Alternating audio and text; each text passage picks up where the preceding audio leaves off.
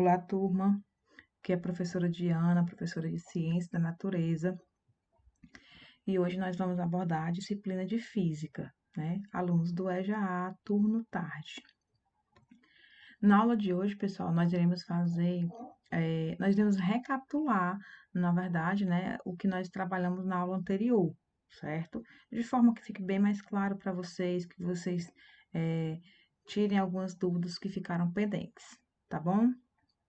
A gente vai abordar as 3 leis de Newton. Mas antes de iniciarmos, eu já lembro a vocês de visitar o nosso canal no YouTube, o JAF Conecta. Inscrevam-se e deixem seus likes. Vamos lá. Como já falei para vocês, na aula anterior, nós trabalhamos as leis de Newton, que são 3, certo? Iniciamos pela primeira lei de Newton, ou princípio da inércia. O que diz a primeira lei de Newton?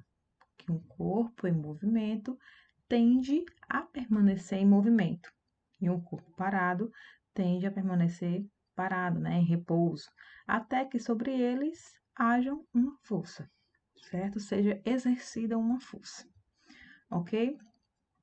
Aí eu tenho 3 exemplos, né, bem semelhantes de corpos que estavam em movimento, né? Vamos observar aqui o primeiro exemplo, onde nós temos um cavalo, né, com seu cavaleiro, e eles estavam em movimento. Mas o cavalo, ele freia.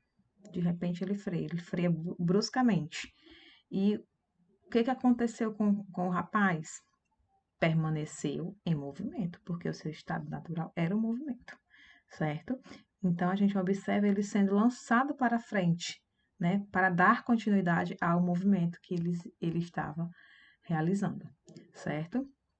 No segundo exemplo, é bem semelhante. O que está mudando aqui? Que agora nós temos uma moto e um motoqueiro, né? O motoqueiro precisou frear rapidamente, bruscamente por N motivos, certo? Então, daí a moto para, né? Mas ele, como estava em movimento, tende a permanecer em movimento. Então, a gente observa o corpo dele sendo lançado para frente, certo? E no terceiro exemplo, né, um exemplo também bem comum, os 3 são exemplos do nosso dia a dia, né? O rapaz, o motorista, ele freia bruscamente, né? E aí, o que acontece? O carro parou, mas ele permaneceu, a tendência do corpo dele é permanecer em movimento. Então, a gente até observa aqui, ó, ele indo um pouquinho para frente, certo? Aí eu ressalto para vocês a importância de se usar o cinto de segurança, né? Porque, observem, se não existisse esse cinto, ele seria arremessado para fora do carro, tá bom? Então, já leva aqui a outro assunto, né? Que é a importância do cinto. Então, o cinto faz com que ele permaneça dentro, né, do automóvel, certo? Mas ele tende a permanecer em movimento porque era o seu estado natural naquele momento, o movimento, tá bom? Então, são 3 exemplos comuns, semelhantes do nosso dia a dia, que trabalham com corpos que estavam em movimento e tenderam a permanecer em movimento. Isso também acontece, pessoal, com corpos parados, né? Se não for exercida uma força sobre esses corpos parados, né, em repouso, eles vão permanecer ali em repouso, tá certo? Vamos ver aqui o texto, né? Quando o corpo está em movimento e freia bruscamente, ele é arremessado para frente, como a gente observou nos 3 exemplos, pois todo corpo que está em movimento tende a permanecer em movimento. É isso aí que eu falei para vocês, tá bom? Segunda lei de Newton, pessoal, né? Passamos aqui para a segunda lei de Newton, que também é conhecida como princípio fundamental da dinâmica. O que diz a segunda lei de Newton? A força resultante, olha aqui, ó, força resultante, aplicadas a um ponto material é igual ao produto de sua massa pela aceleração adquirida pelo corpo, certo? Força resultante, que é a força, né, é a força é o resultado das forças aplicadas ao corpo, certo? Igual a massa vezes a aceleração adquirida pelo corpo, beleza? Segunda lei de Newton. E nós temos aqui uma aplicação da segunda lei de Newton, que é a força-peso. Aí nós temos aqui alguns pontos, tá bom? Iniciando aqui pelo primeiro ponto, que diz assim: força gravitacional sofrida por um corpo nas proximidades de outro, né? Isso é a força-peso, certo? Provoca a aceleração da gravidade na superfície da Terra, né? De quanto?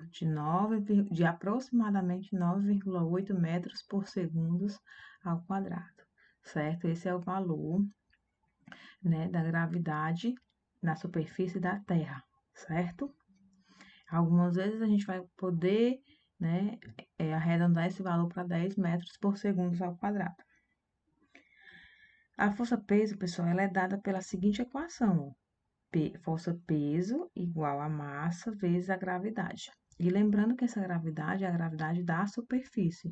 Logo, né, se eu mudar a superfície, claro que também essa gravidade será mudada, né? Terá outros valores. Na Terra, a gente já conhece que é aproximadamente 9,8 metros por segundo ao quadrado, certo?